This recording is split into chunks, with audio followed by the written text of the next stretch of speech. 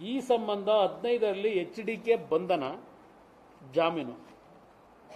ಇದು ನನಗೆ SITನಲ್ಲಿ ಒಂದು ನೋಟಿಸ್ ಕೊಟ್ಟರು.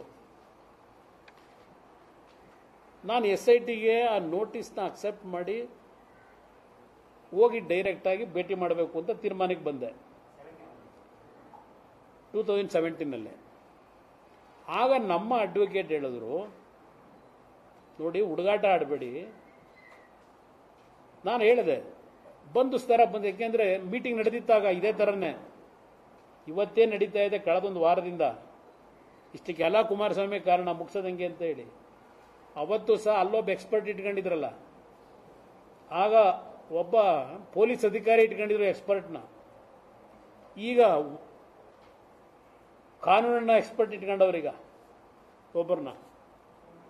ಅವತ್ತು ಆ ಒಂದು ಅಧಿಕಾರಿಯ ಮುಖಾಂತರ ಒಂದು ದಿನವಾದರೂ ಕುಮಾರಸ್ವಾಮಿನ ಜೈಲಿಗೆ ಕಳಿಸಬೇಕು ಅಂತ ಪಾಪ ಶ್ರಮ ಹಾಕಿದ್ರು.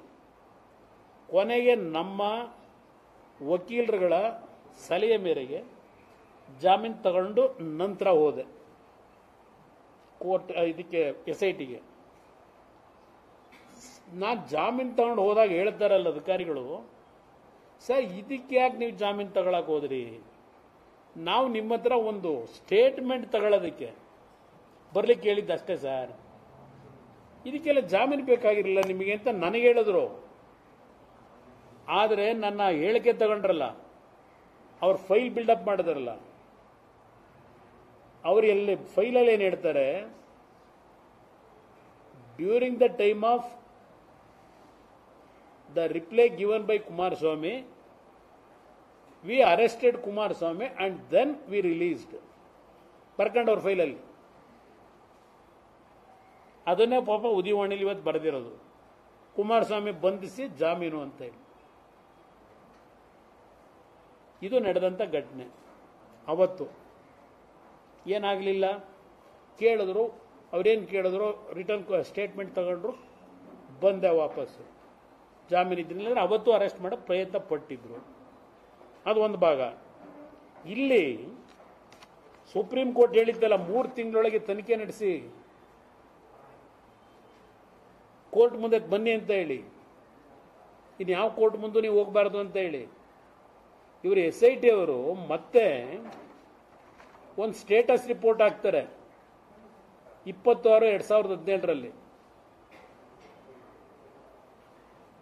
27/7/2017 ಪರ್ಮಿಟ್ 26/17ರಲ್ಲಿ ಒಂದು ಸ್ಟೇಟಸ್ ರಿಪೋರ್ಟ್ ಹಾಕ್ತಾರೆ. SIT has filed status report dated 26/2017.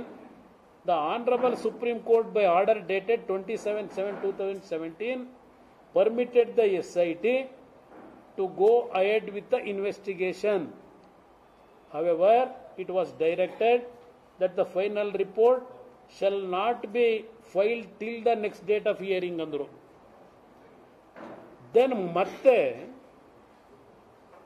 2018 ಜನವರಿ ತಿಂಗಳಲ್ಲಿ ಇನ್ನೊಂದು ಸ್ಟೇಟಸ್ ರಿಪೋರ್ಟ್ನ ಫೈಲ್ ಮಾಡ್ತಾರೆ SIT ಅವರು 2018ರಲ್ಲಿ.